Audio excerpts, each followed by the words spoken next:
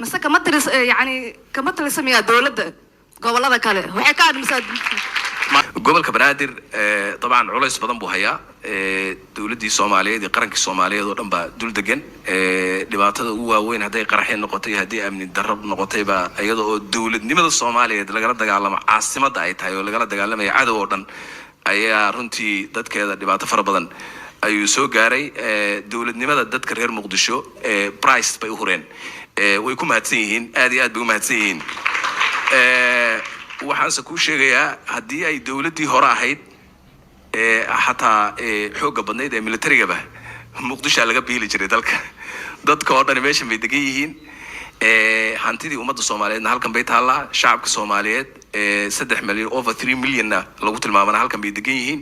dawladii Soomaaliyeedna way degan yihiin oo aan dib u wadin barakaadkeeda kala wadana ayadana waa degan tahay marka gobolka Banaadir culayskaas waa hayaa waan qirayaa laakiin macnaheedu ma aha in gobolka Banaadir kaliya canshuur laga qaado waa dawladda Soomaaliyeed gobolka Banaadir kuma eka dawlad goboleedyada jira dawladda Soomaaliyeed bay kamid yihiin canshuur ay qaadaan amniga ay sugaan dadka ay shaqaaleysiiyaan infrastructures bay dhisaan dawladihii waaye marka waa inaad ogaato yani waxa waaye kuwa dawlad goboleedyada laga qaadana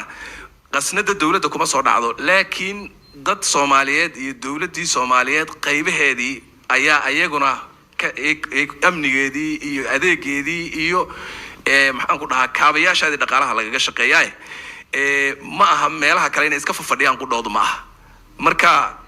waxaan leeyahay isma diidayaan waxaan rajaynayaa oo aan anagu ku dadaalaynaa insha Allah in customs la mideeyo iyo in ay canshuuruhu ay mid noqdaan oo dadka Soomaaliyeed oo dhan ay u sinaadaan wax walba waan rajaynaynaa insha Allah waan soo wadnaa